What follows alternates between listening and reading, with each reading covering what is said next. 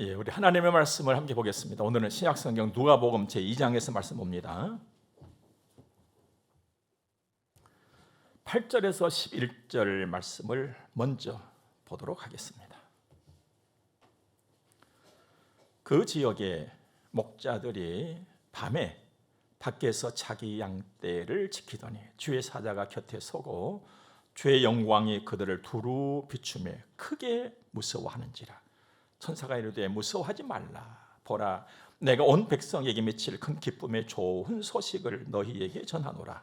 오늘 다윗의 동네에 너희를 위하여 구주가 나셨으니 곧 그리스도 주시니라. 아멘. 살면서 자주 듣는 말 중에 하나가 세월이 참 빠르다, 금방금방 가버렸어, 이런 말들이 있지요. 그런데 요즘 느끼는 것은 더 빠른 것 같아요. 점점 더 빠르게 가는 시간과 세상. 지식도 그렇고 자동차도 그렇고 비행기도 그렇고 배도 그렇고 모든 것이 다 빠르게 지나가고 있습니다. 그런데 사람들이 보통 말하기를 나이가 들면 더 빠르게 느껴진다고 그래요. 그런데 지금 빠름은 이 나이들하고는 전혀 다르게 그냥 막 빠른 것 같아요. 그래서 일어나고 있는 문제가 있습니다. 빠름으로 문제가 생기고 있다는 거예요. 시야가 좁아지고 있어요. 빨리 가니까 볼 곳을 못 보고 하는 거예요. 각성하는 마음이 없어지고 있어요. 깨달음을 얻지를 못해요. 우리는 느림을 찾아야 돼요. 느림을 잃어버리면 안 됩니다. 만일 지금처럼 빠르게만 지나간다면 이 땅도 세상도 사람들도 사막처럼 되고 말 것입니다. 언젠가 제가 강원도 오색약수터 주전 계곡을 갔을 때였습니다. 등산로를 따라서 한 걸음 한 걸음 가는데 새소리가 들려요.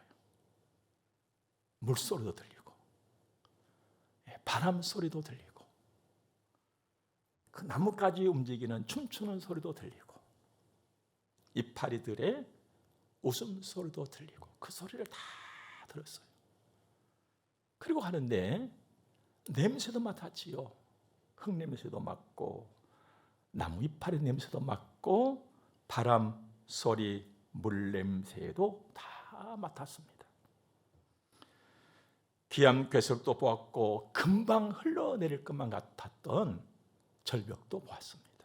독주암도 봤고 그 계곡 사이로 하늘을 쳐다보는데 어쩜 그리 하늘이 아름답던지요. 모든 걸 다 보았습니다. 한 걸음을 떼면서 감탄했고 또 한 걸음을 떼면서 찬송을 했고 또 한 걸음을 떼면서 시를 썼습니다. 느림으로 얻은 아주 귀한 시간들이었고 일들이었습니다.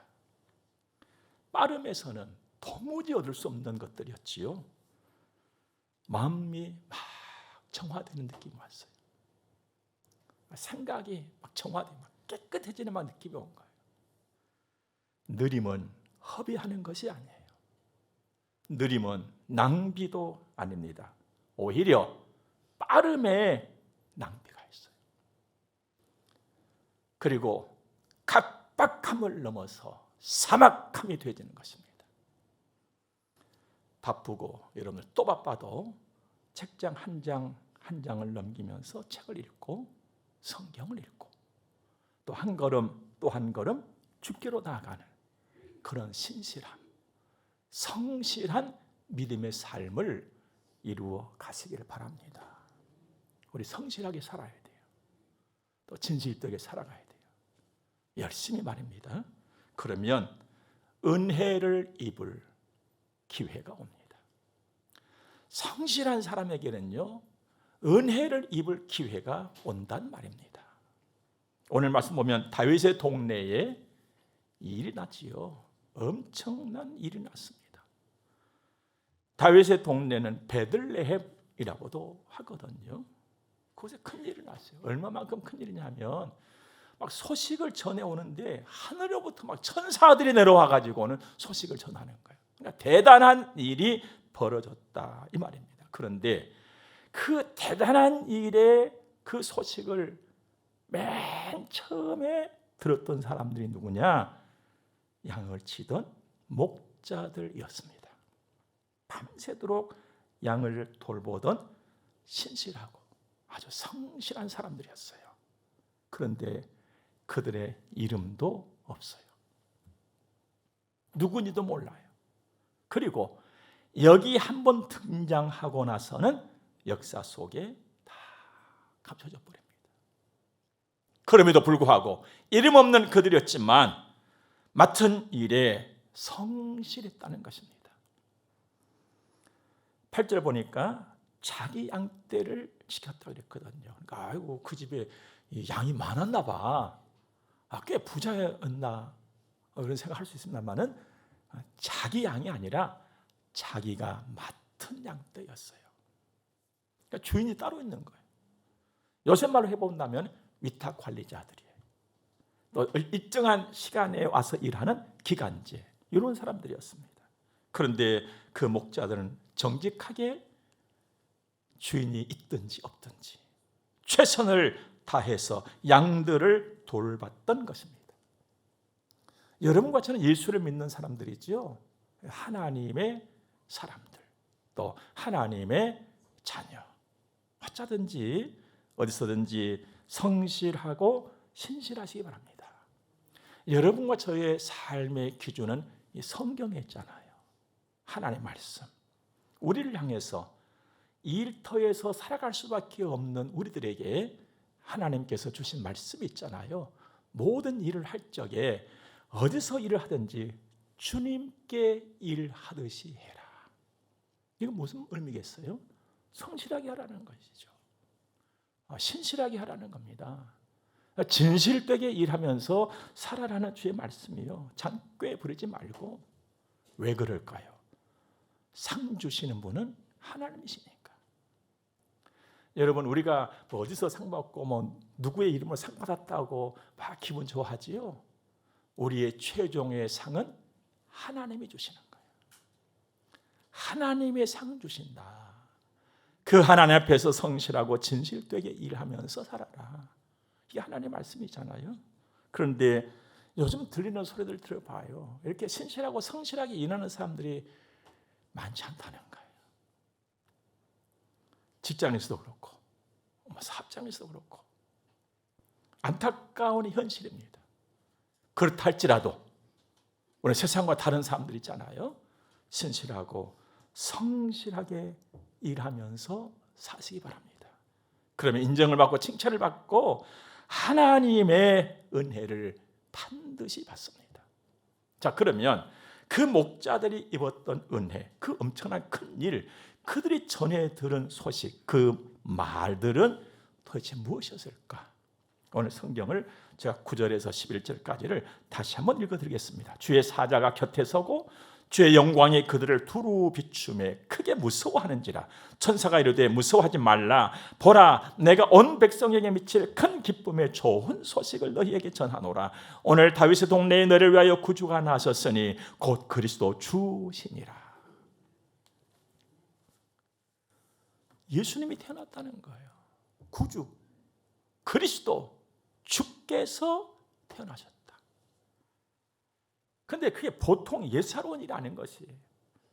그 소식을 전해들은 천사들과 주변에서 일어나는 일들을 보니까 이게 예사로운 일이 아닌 거예요. 목자들로서는 어디서 전해들은 이야기도 없고 상상조차도 할 수 없는 상황이 벌어졌던 것이죠. 주의 영광이 그들 두루 비쳤다. 그러니까 우리도 상상할 수 없는 상황이었죠. 그때 그 모습들의 말씀이죠. 상상할 수 없는 일이 벌어진 거예요. 정확한 것은 구주가 나셨다. 그러면서 온 백성에게 미칠 큰 기쁨의 좋은 소식이다라고 하는 거예요. 자, 구주가 나셨다. 아기가 태어났다. 그 예수님이. 그런데 그 일이, 그 사건이 못됨 새. 왜? 어떻게? 온 백성에게 미칠 큰 기쁨의 좋은 소식이 될 수가 있었을까 하는 것입니다. 아니, 예수님 태어나셨어. 아기가 나는데 온 백성에게 미칠 큰 기쁨의 좋은 소식이라니 왜 그럴까? 왜 그럴까요? 예수님이 이 땅에 오시면 온 백성에게 미칠 큰 기쁨의 좋은 소식이에요. 적어도 4가지 이유가 있습니다. 첫 번째는요, 온 백성에게 죄로부터 건짐을 받을 수 있는 길이 활짝 열린 거예요. 예수 오심이. 그게 얼마나 큰 기쁨입니까? 두 번째는요, 죽음의 문제를 해결하는 길이 열려버렸어요. 아무도 할 수 없는 그 길이 활짝 열렸어요. 온 백성에 미칠 큰 기쁨의 좋은 소식이죠. 세 번째는 하나님의 자녀로 사는 복된 길이 활짝 열려버렸어요. 얼마나 큰 기쁨의 좋은 소식입니까? 마지막으로 한 가지 본다면 천국을 받고 누리는 그 길이 그냥 활짝 열려버렸어요. 온 백성에게 미칠 큰 기쁨의 좋은 소식이. 좀 간단하게 말씀드리면 이 땅에 존재하고 있는 모든 인간이 품고 있으면서도 도무지 풀 수 없는, 속에 꽉 박혀 있는 그 본질적인 문제, 그 죄가 해결되는 길이 열렸다는 거예요. 큰 기쁨일 수밖에 없습니다. 여러분, 예수 그리스도 이 땅에 오시면 큰 기쁨이고 좋은 소식이에요. 이걸 딱 모아가지고 2글자로 딱 내놓으면 복음이라는 것이에요. 사랑하는 여러분, 근본이 나쁘면 결국 나쁜 것으로 끝나버립니다. 그러나 근본이 좋아지면 다 좋아지는 거예요. 여러분과 제가 예수를 믿는다는 것은요, 근본이 좋아져 버린 거예요. 근본이. 그러니까 내가 예수 안에서 살아가면요, 결국 다 좋은 거예요. 결국 다 좋은 거예요. 여러분, 사람들이 맛을 보면서 더 이상 표현이 안 될 적에 꿀맛이다. 뭔가를 보면서 더 이상 설명이 안 될 때 천국 같다. 그 천국이 내 거란 말이에요. 큰 기쁨의 좋은 소식이죠. 근본이 좋아지면 다 좋아지는 것입니다. 그러면 예수 믿는 것은 도대체 뭐냐? 오늘 주일날 예배당에 와서 예배 드리고 가면 예수를 믿는 것이냐? 좀 정확하게 우리가 짚어봐야 될 필요가 있지 않겠어요? 예수를 믿는다는 것은 요한복음 1장 12절의 말씀 보니까 예수를 내가 영접한다는 거예요. 그러니까 예수님을 내 안에 다 모셔드려 가지고 예수님으로 내가 살아가는 거예요. 마태복음 11장 보니까 수고하고 무거운 짐진 자들아 다 내게로 오라 내가 너희를 쉬게 하리라. 나는 마음이 온유하고 겸손하니 나의 멍에를 메고 내게 배우라. 그리하면 너희 마음이 쉼을 얻으리니. 그러니까 예수님을 딱 모셔드리고 늘 예수님께 배우는 거예요.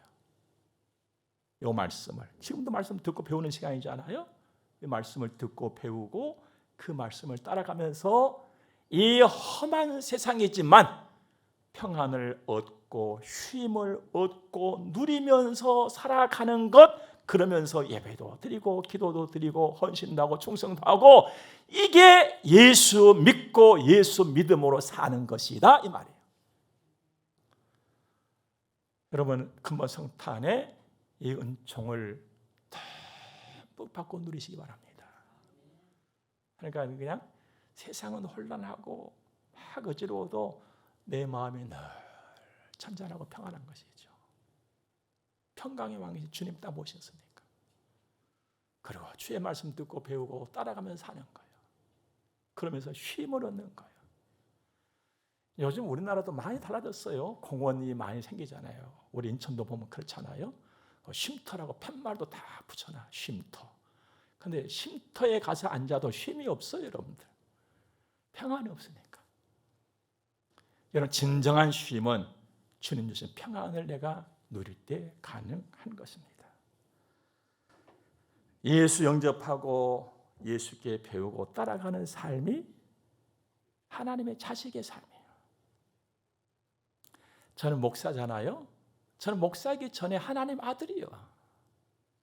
하나님 아들 되었기 때문에 목사도 할 수가 있는 것이죠. 하나님의 아들로 목사의 일을 하고 있는 것입니다. 장로나 집사나 권사는 하나님의 아들로 하나님의 딸로 권사의 직을 감당하고 장로의 직을 감당하고 성도의 직을 감당하는 거예요. 저는 늘 목사로 살기보다 하나님의 아들로 사는 것을 저는 더 좋아해요. 하나님 아버지한테 항상 문제를 있잖아요. 항상 기댈 수 있고 항상 손 내밀 수 있고. 여러분, 하나님의 자녀로서의 권세, 그 특권을 누리면서 살아가시기 바랍니다. 성탄에 다시 한번 우리가 깨달아야 될 일이에요. 예수 오시면 너무나도 좋고 기쁜 일입니다. 그런데 그 소식을 먼저 들은 목자들이 크게 무서워했다 그랬어요. 야, 목자들은 뭔가를 몰랐던 모양이구나. 예, 그때는 뭔가를 몰랐어요. 죄와 더불어 살아가는 사람은 누구나 거룩하신 하나님 앞에, 하나님의 말씀 앞에 무서움과 공포심을 가질 수 있습니다. 떨림을 가질 수 있어요. 그런데 성도된 여러분과 저에게 있어서는 그 무서움과 때로는 그 공포심까지도 모여져 가지고 딱 나온 결과물이 하나가 있습니다. 그게 바로 경외라는 거예요. 여호와를 경외하라. 경외하라. 그렇다면 이 경외, 성도의 두려움, 성도의 떨림은 나의 죄인됨을 알고 하나님을 우러러보면서 떨리는 마음으로 그 은혜에 감동하면서 헌신하고 충성하면서 살아가는 것입니다. 그러니까 성도의 두려움은 차원이 달라요. 질이 다른 거예요. 결이 다르고. 그래서 10절 보면 천사가 목자들에게 무서워하지 말아라고 따뜻거리고 있는 거. 너는 그 공포심에 빠질 것이 아니야 라고 따뜻거려 주는 거예요. 여호와를 경외하시기 바랍니다. 나의 부족함과 허물됨을 알고 주님의 은혜에 감사하면서 떨리는 마음으로 주님 섬기고 감사하고 예배도 가는 거예요. 그러니까 하나님 앞에서는 뻔씨가 되면 안 돼. 너무 뻔뻔하면 안 돼. 이건 경외함이 없는 사람들의 모습이죠. 예수를 믿음으로 우리는 하나님의 자식이 되었어요. 그 공포심, 두려움과 그 무서움은 하나님이 싹 빼주셨어요. 하나님이 걷어버리셨어요. 그럼 빈 자리가 생길 것 아니에요? 막 두렵고 떨리고 공포심이 들어앉았던 그 자리에다가 하나님이 사랑을 채워주셔. 이것이야말로 여러분과 제가 누리고 누려야 할 성탄의 기쁨인 줄로 믿습니다. 그러므로 근본 성탄의 큰 기쁨 누리시고 큰 평안 누리시고 입술에 찬송 있기를 바랍니다. 오늘 13절 14절 보니까 호련히 갑자기 이제 수많은 천군이 그 천사들과 함께 하나님을 찬송하여 이르되 지극히 높은 곳에서는 하나님께 영광이요 땅에서는 하나님이 기뻐하신 사람들 중에 평화로다 하니라. 막 천사들이 막 찬송을 하는 거예요. 찬송의 내용은 두 가지였지요. 하나님께는 영광이고 그 하나님의 기뻐하심을 받은 우리에게는 평안이고. 여러분, 참 평안은 위로부터 오는 거예요. 그래서 우리 찬송도 하잖아요. 평화, 평화. 하나님 주신 선물. 위로부터 오는 거. 여러분, 세상은요, 두렵고 떨리게 만든 곳이에요. 이 세상을 이기는 힘은 하나님이 나에게 주신 평안이에요. 여러분, 평안이 아무것도 아닌 것 같지요? 옛날에 세상에서도요, 가정이 평안해야 만사를 이룬다 그랬어요. 평안이라고 하는 것은요, 굉장한 힘입니다. 선하고 좋은 것을 이루어내고 많은 그 힘이 평안으로부터 오는 거예요. 빌립보서에 가서 보면은요, 이 험한 세상에 우리가 염려거리를 가지고 기도하고 근심거리를 가지고 기도할 적에 하나님은 하나님의 평강으로 내 마음과 생각을 지키신다고 그랬거든.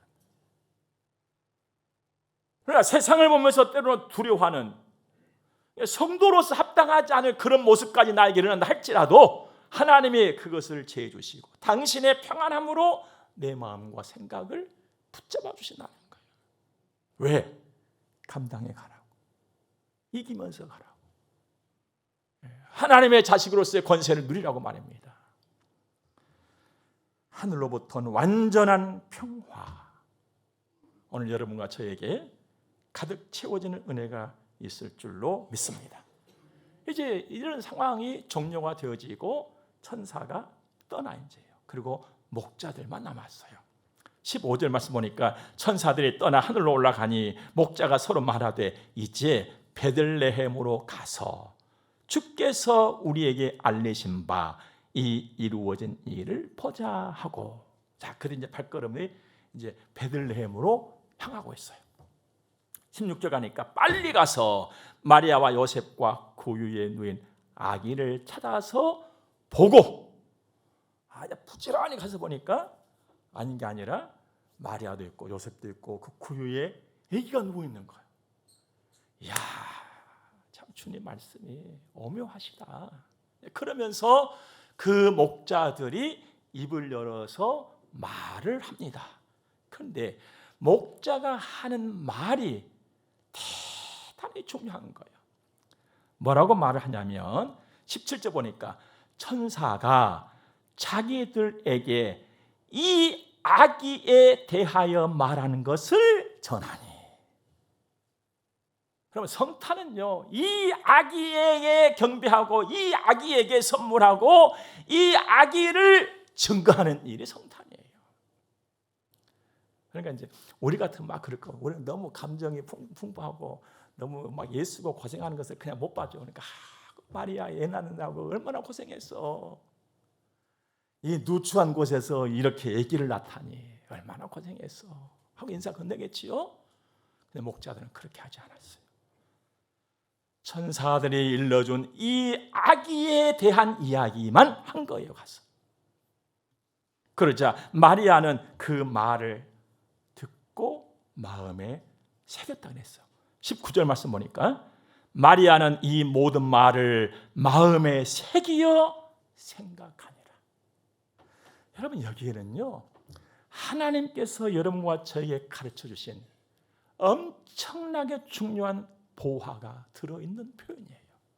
한번 물어봅시다. 그 아기를 누가 낳았어요? 마리아가 낳았지요.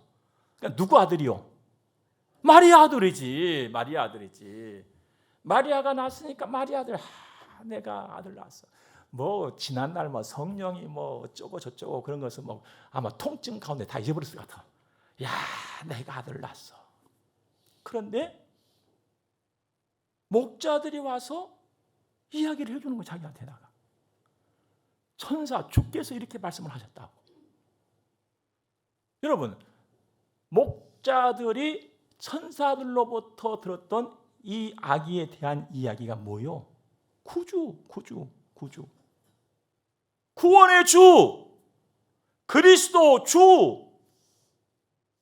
그 이야기를 마리아가 들은 거예요. 그러면서 그 이야기를 마음에 새겼어. 깊이 생각을. 그러면 뭘 생각했다는 거예요? 내 아들이 아니구나. 이 아기는 구주야, 구주. 독생자 구주. 이 아이는 내 아들이 아니야. 그리스도 주라고. 이걸 마음에 새겼다는 거예요. 요거. 그리고 그 일을 잊지 않겠다고 머리에도 새긴 거예요. 그냥. 가슴에도 새기고. 우리가 배워야 할 부분입니다. 근본 성탄에 우리가 꼭 붙잡아야 될 부분이에요.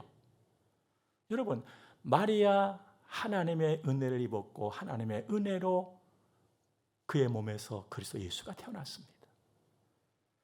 여러분, 그와 동일한 일은 아닐지라도 마리아 못지않게 여러분도 저도 하나님의 은혜를 입은 사람들이에요.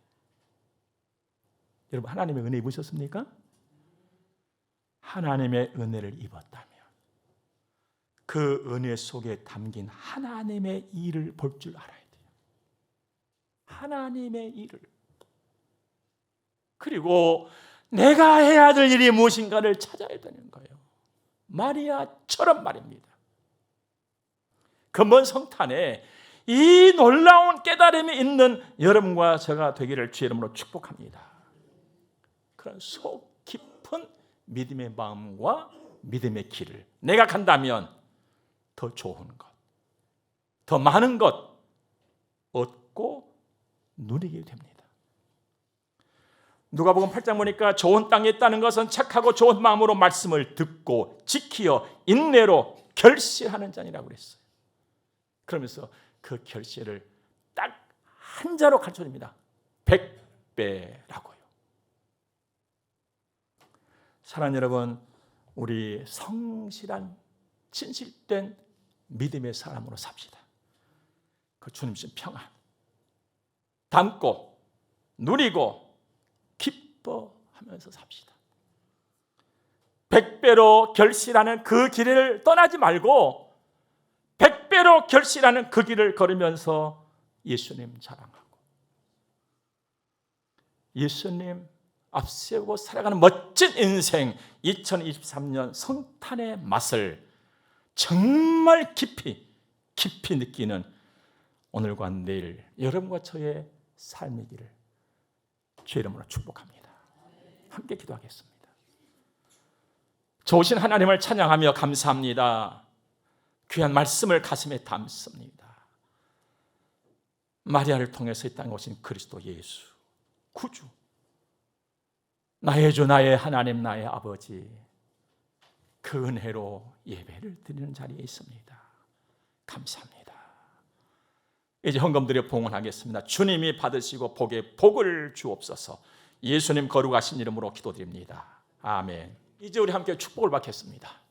교회의 머리가 되시는 우리 구주 예수 그리스도의 은혜와 하나님 우리 아버지 무한 극진하신 사랑하심과 성령님의 감화 교통하심이 하나님의 거룩한 자녀들의 머리 위에 이제로부터 영원토록 함께 있을지어다.